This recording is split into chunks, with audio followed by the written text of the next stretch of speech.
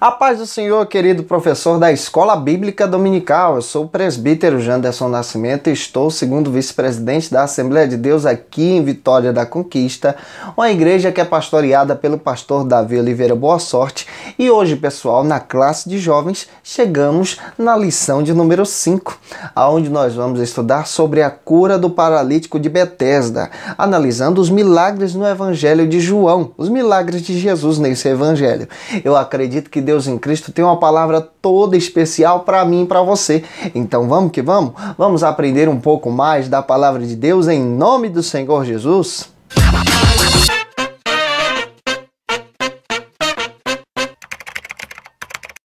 Hoje nós chegamos na lição de número 5 da classe dos jovens da CPAD. E nesta lição estaremos continuando a nossa análise sobre os milagres de Jesus. Em especial, estamos analisando o terceiro milagre relacionado no Evangelho de João. São 7. E esse milagre de hoje, a qual nós vamos estar estudando na Escola Bíblica Dominical, fala sobre a cura do paralítico de Betesda. Vai ser uma bênção ministrar essa lição para você, para que você possa ministrar também para os seus alunos.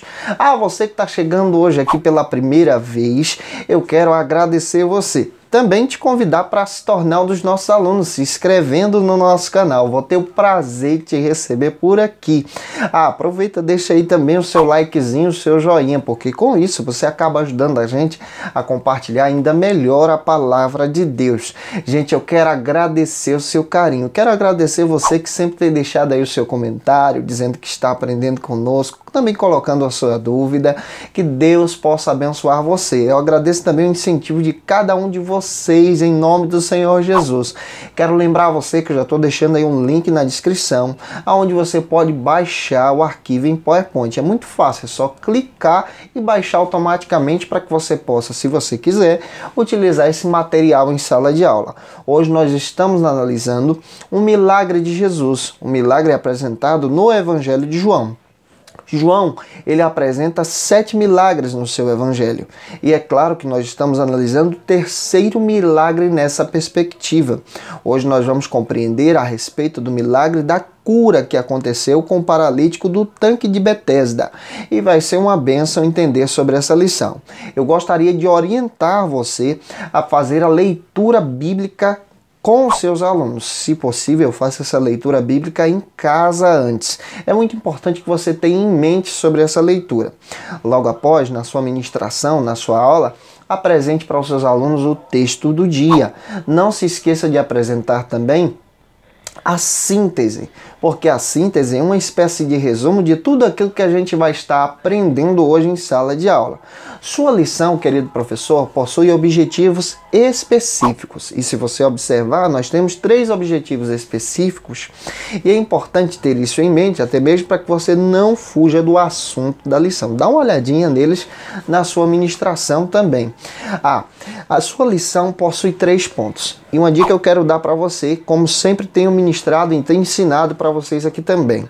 Ao iniciar a sua aula, apresente o tema da sua lição, a cura do paralítico de Betesda. Logo após, apresente os pontos da sua ministração, ponto a ponto. Escreva num quadro, ou cite ou apresente no PowerPoint, para que os seus alunos possam ficar esperando ponto a ponto a ser ministrado. E isso vai ajudar você a não fugir do assunto da ministração de hoje. A lição de número 5, ela está baseada no Evangelho de João, capítulo 5, versículo 1 ao 15. Uma dica que eu quero dar para você que é professor da Escola Bíblica Dominical. Se possível, leia o texto em casa atentamente. Grife os versículos, aquilo que te chamar a atenção, e na sua ministração, leia o texto. Explique o texto e aplique o texto para os seus alunos. Hoje nós estamos analisando mais um milagre de Jesus apresentado no Evangelho de João.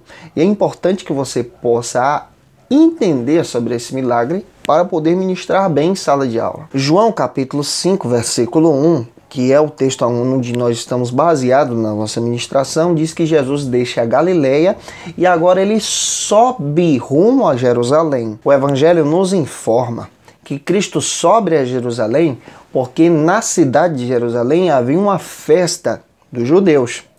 Nós vamos entender que Cristo ele se comunicava, Cristo se relacionava com as pessoas. Essa é uma característica específica do seu ministério. E também ela dá abertura ao tempo da graça, o tempo da nova aliança. Essa necessidade de se relacionar e estar entre as pessoas é apresentado por Cristo e é um exemplo que a igreja deve seguir. Marcos capítulo 3, versículos 7 ao 12, nos traz essa orientação e fala exatamente que esse era o papel de Cristo, estar entre as pessoas. Lê esse texto com seus alunos. Mas o mesmo texto que ensina que Cristo tinha a necessidade de estar com as pessoas, o próprio Evangelho de Marcos, capítulo 1, versículo 35, também nos ensina que Cristo retirava momentos de oração, em particular com Deus. Ele tinha a necessidade de estar com as pessoas para compartilhar o Evangelho, compartilhar o modelo do reino de Deus e, claro, retirava o seu momento em particular com Deus em oração. João, capítulo 3, versículo 16 e 17, é importante que você leia esse texto com seus alunos, demonstra que Cristo tinha esse relacionamento com as pessoas, se relacionava com Deus, mas Cristo também tinha um foco, ele tinha uma missão, e essa missão deveria ser cumprida, a missão dada é cumprida por Cristo. E João, capítulo 5, versículo 3, na passagem que nós estamos analisando, diz que Cristo em Jerusalém, ele foi exatamente a um local chamado Betesda, um tanque que existia, onde se encontrava várias pessoas para ter um encontro particular com alguém que necessitava da sua ajuda. Isso aqui é especial. Se você perceber isso, você vai pegar esse link para utilizar na sua ministração de hoje. O primeiro ponto da nossa lição trata exatamente sobre o seguinte aspecto, de uma maneira que a gente possa compreender e também passar para os nossos alunos em sala de aula. O local do sofrimento. O local do sofrimento onde se encontrava aquele personagem, o paralítico do tanque de Betesda. Vamos analisar isso subtópico a subtópico. Eu gosto de fazer assim, detalhando, separando subtópico a subtópico, porque às vezes pode surgir dúvidas aí para vocês, assim também como surge para mim, e eu gosto de analisar subtópico a subtópico e compartilhando com os nossos alunos, seguindo a proposta da nossa lição. Vamos para o subtópico de número 1, onde nós vamos analisar exatamente a respeito desse local do sofrimento sobre o seguinte argumento: a porta das ovelhas. A referência da porta das ovelhas é apresentada em Neemias capítulo 3, versículo 1. Lê-se lá em Neemias como a porta do gado, e dá-se a entender que Cristo está próximo a essa porta. Estudiosos chegam a dizer que essa porta recebia o seu nome, isso era comum em Jerusalém, porque era a principal porta onde se passavam as ovelhas que seriam oferecidas para os sacrifícios no templo.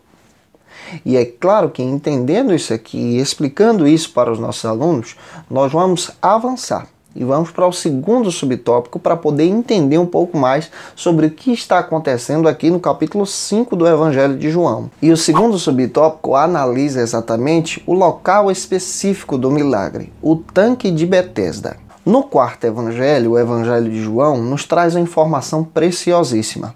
Próximo à porta das ovelhas, existia um tanque chamado tanque de Betesda.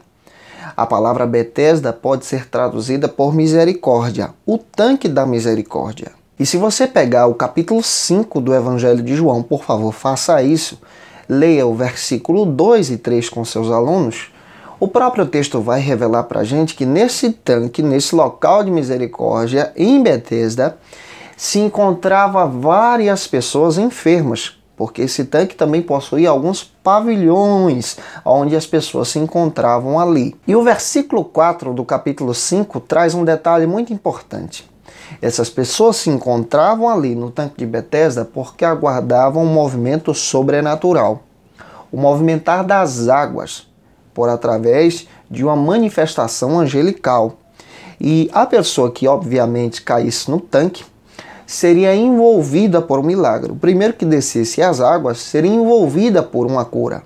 Mas o que mais chama a atenção nessa passagem bíblica não é o movimentar das águas e as pessoas que estão ali aguardando o milagre através da manifestação angelical, mas é o papel que Cristo desenvolve nesse tanque à procura de uma pessoa que já estava ali há 38 anos. Esse é o foco da sua ministração. A situação do local era absolutamente crítica, porque várias pessoas chegavam com as suas enfermidades e se localizavam ali exatamente por procura de uma cura. Observe que o texto diz que aquele homem está lá há mais de 38 anos. E o nosso foco nessa ministração é demonstrar que Cristo se preocupa com pessoas individuais.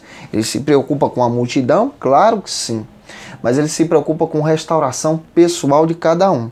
Ao ler o texto, você vai perceber que Cristo não quer somente oferecer a cura para aquele paralítico, mas ele quer oferecer algo maior, quer oferecer o perdão dos pecados dele. E é no terceiro subtópico que nós vamos analisar exatamente o personagem que recebe o milagre, o paralítico. Dividindo isso, você vai entender e vai compreender exatamente para poder compartilhar com seus alunos. Leia o texto do capítulo 5 do Evangelho de João, versículos 5 e 6. Você vai perceber que aquele paralítico já estava ali em uma situação crítica. Há 38 anos aguardando um milagre que não conseguia. Ele estava na fila e não conseguia. Ele tentava e não dava certo. E obviamente você percebe que Cristo notou a necessidade desse rapaz. Notou a necessidade desse homem, que já estava ali há 38 anos. E obviamente isso já se destacava entre a multidão. E Cristo vai exatamente nele. Aqui nós podemos aplicar na vida dos nossos alunos, na nossa vida também. Existem situações na nossa vida que precisamos ser notados por Cristo. E quando Cristo nos nota, ele vem ao nosso favor. Independente da multidão que esteja, ele vai ao encontro daquele que tem necessidade. Ele vai ao encontro daquele que está precisando. Ele vai ao encontro daquele que está perdido. Ele vai ao encontro daquele que está precisando da cura, do milagre. Cristo é o mesmo, não mudou. Finalizando o ponto número 1, pergunte aos seus alunos se eles estão compreendendo exatamente sobre esse aspecto geográfico, sobre essa ideia que nós estamos passando do capítulo 5 que você está ministrando para eles, se eles compreenderam exatamente subtópico a subtópico. Depois disso, apresente o pense e o ponto importante da sua ministração, de uma maneira que os seus alunos possam participar. Utilize isso em sala de aula e utilize também, se houver alguma discussão, ao seu favor. A dúvida é uma bênção na ministração. Não tenha medo. Eu acredito que isso vai te ajudar muito a explicar essa aula hoje para a glória de Deus. Eu vou deixar nesse arquivo também um mapazinho sobre o tanque de Betesda, de uma maneira que você possa observar o que o texto está dizendo e também apresentar até mesmo em PowerPoint para os seus alunos. Vou colocar também algumas fotos arqueológicas do local do tanque, de uma maneira que você possa utilizar em sala de aula. Isso vai ajudar muito você. Vou deixar aí no link na descrição. É só você baixar o arquivo e utilizar se você desejar. Vamos avançar? Vamos para o ponto de número 2 da nossa ministração. No ponto de número 2, nós vamos compreender sobre o seguinte assunto: a cura do paralítico. É claro que agora nós vamos analisar a cura. No ponto número 1, nós analisamos o local e o personagem. No 2, nós vamos analisar o aspecto da cura, subtópico a subtópico, de uma maneira que fique dividido e claro para que você possa compreender e ministrar para os seus alunos. E o primeiro subtópico fala exatamente a respeito do seguinte aspecto que a passagem bíblica nos ensina: a pergunta do Senhor. A pergunta que Cristo faz para aquele homem que está ali há 38 anos. Leia o texto do capítulo 5, versículo 6, mais uma vez com seus alunos. Se possível, peça um aluno em sala de aula para fazer a leitura. Cristo direciona uma pergunta em especial para aquele homem que estava ali. É claro que ao ler a pergunta, você vai compreender exatamente que parece que essa pergunta que Cristo faz para aquele homem é uma pergunta sem cabimento. A pessoa já está ali há 38 anos aguardando a cura. E Cristo faz uma pergunta específica para ele. Na perspectiva humana, aquele homem desejava isso sim.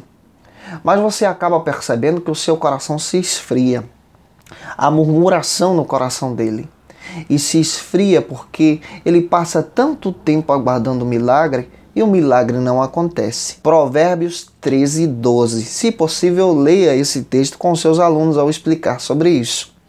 Existem pessoas que, infelizmente, estão na fila e estão aguardando o milagre do Senhor. Estão aguardando uma cura, estão aguardando uma porta aberta. e às vezes pelo tempo em que esperam, o milagre não acontece.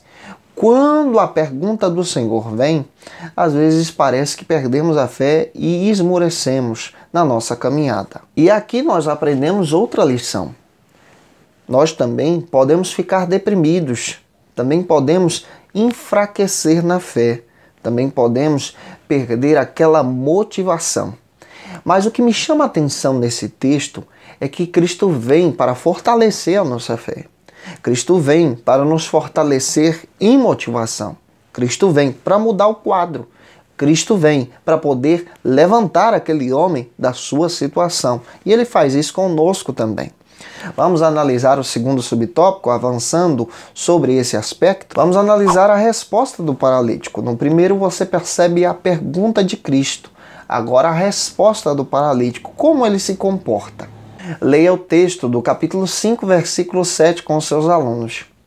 Ele mesmo cita que há 38 anos ele tenta, mas ninguém pode ajudá-lo. E quando ele vai, outro foi primeiro. Na resposta desse homem é possível identificar que essa resposta à pergunta de Cristo não o surpreende. Outra coisa que podemos identificar também, que aí aquele homem também várias vezes foi abandonado ali, a tal ponto que ele ficou 38 anos. Há situações assim, que parece que a gente foi abandonado, que todas as portas estão fechadas, que a gente perdeu a fé. Mas eu gosto de ler a palavra, que Cristo é aquele que não mudou, é o mesmo. E como ele não mudou e ele é o mesmo, ele ainda pode pôr a porta aberta na nossa frente, pode nos avivar e pode nos chamar mais uma vez para o crescimento e para a restauração da nossa fé. E o terceiro subtópico fala do aspecto principal aqui, a cura. Como acontece esse milagre com esse homem?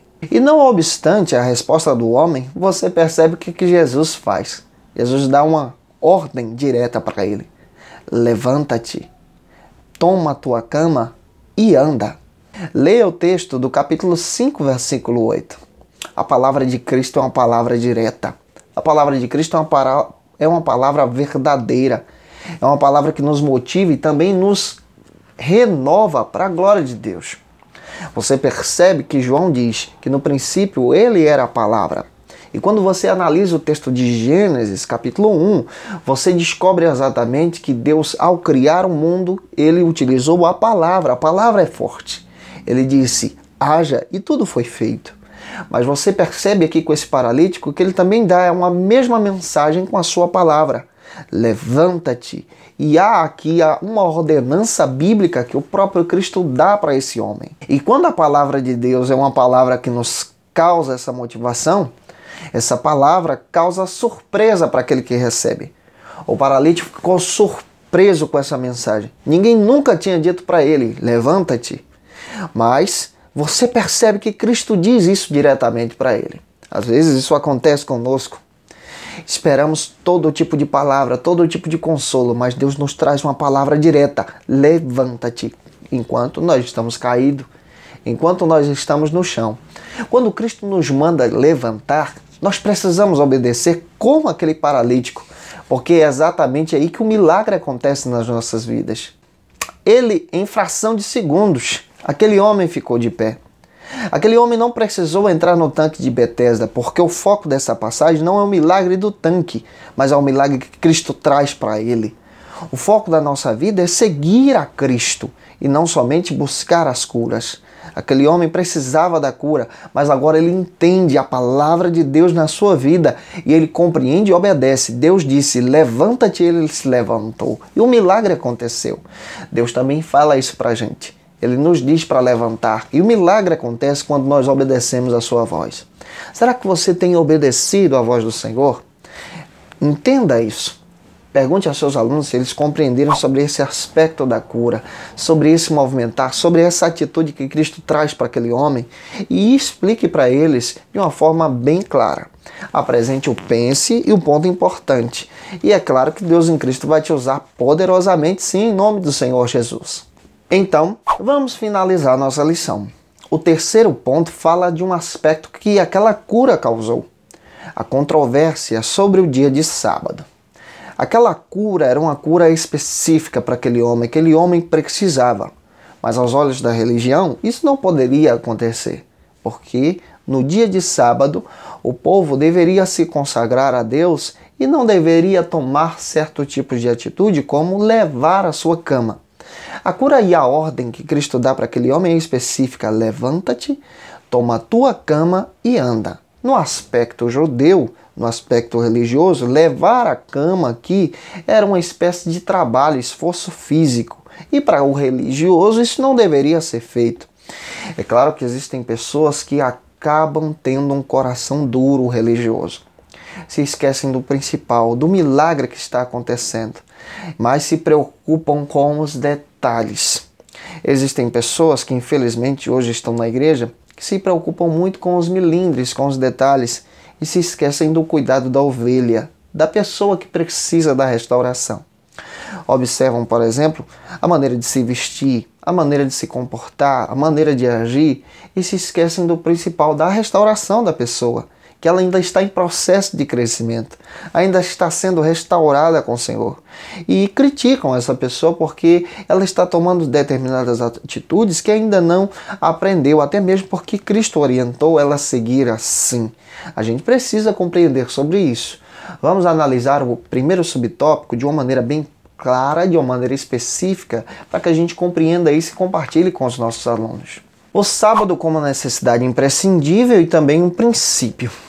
É claro que nós estamos falando dos dias do Novo Testamento. E a guarda do sábado ainda era comum. Após a ressurreição de Cristo, os cristãos decidiram cultuar ao Senhor no domingo. Por que no domingo? Porque no domingo é o dia exato em que Cristo ressuscita. E nós cultuamos no domingo por causa da ressurreição. Não no sábado por causa do descanso que é apresentado na antiga aliança. Mas nós cultuamos no domingo por causa da ressurreição. Êxodo capítulo 20, versículo 8 ao 11. Como todos os mandamentos da lei, o sábado também era um mandamento, mas um mandamento com princípios específicos. O quarto mandamento ensinava sobre a saúde e a integridade da pessoa na sua vida espiritual e moral também, e física. E é claro que Deus consagrou esse período para a adoração a Ele. Por quê? No aspecto do Antigo Testamento, da Antiga Lei, o povo israelita ainda não tinha um dia específico para adorar, e Deus estabelece o sábado para os israelitas para adoração. Nós cristãos utilizamos o domingo, porque Cristo ressuscita no domingo e nós cultuamos o Cristo ressurreto. E é claro que você percebe que a ideia do sábado que se dá no Antigo Testamento é a ideia de guardar os princípios de Deus. Preservação pessoal, separando um dia para cultuar ao Senhor. E nós, como cristãos, separamos o dia de domingo para adorar a Deus de todo o coração. É claro que você pode separar a segunda-feira, a terça, a quarta, a quinta, porque o princípio é retirar um dia para adorar ao Senhor e também para o seu descanso pessoal. E o segundo subtópico explica porque o sábado para alguns pode se tornar uma forma de aprisionamento, à luz da palavra, à luz desse milagre que acabamos de citar para vocês. Mateus capítulo 23, versículo 1 ao 4. A partir do momento em que a religião utiliza o sábado como forma de aprisionamento, isso traz literalmente escravidão para aquele que segue a religião. E você está percebendo que aquele homem, ao levar a sua cama e ser curado por Cristo no dia de sábado, é criticado pelos religiosos. Aqui está o perigo. Mateus capítulo 12, versículo 11 e 12, demonstra que Cristo várias vezes, retornava explicando sobre essa questão do sábado, porque diversas vezes existia um atrito entre os religiosos e as suas atitudes nesse dia. Versículo 9 diz que aquele homem estava diante do tanque há 38 anos. Mas no versículo 10 do capítulo 5 diz que os judeus censuraram aquele homem por carregar a sua cama no dia de sábado. Observe o que está acontecendo aqui. Os religiosos criticaram aquele homem por estar apenas levando a sua cama como um aspecto e uma demonstração de trabalho para a sua casa. E se esqueceram que aquele homem estava ali há 38 anos sofrendo e Cristo realizou um milagre. Às vezes, nós nos tornamos religiosos e precisamos nos preocupar com isso. Por quê? A partir do momento em que me preocupo com determinados detalhes, como aqueles judeus, eu acabo aprisionando as pessoas e esquecendo do maior, a salvação, a restauração, o milagre, o perdão dos pecados, a consagração a Deus, a vida em santidade. Por isso, querido irmão, foque nesse aspecto com os seus alunos. Finalizando a nossa lição, não se esqueça de apresentar para eles o pense o ponto importante, de uma forma que eles possam compreender. Gente, eu espero que Deus em Cristo possa ter ajudado você nessa ministração desta lição de número 5. Olha, segue a gente nas nossas redes sociais. Estou comentando a lição de adultos, de jovens e de juvenis. E que Deus em Cristo possa abençoar vocês. O material está aí. Um grande abraço, a paz do Senhor Jesus e até a próxima aula para a glória de Deus. Tchau, tchau.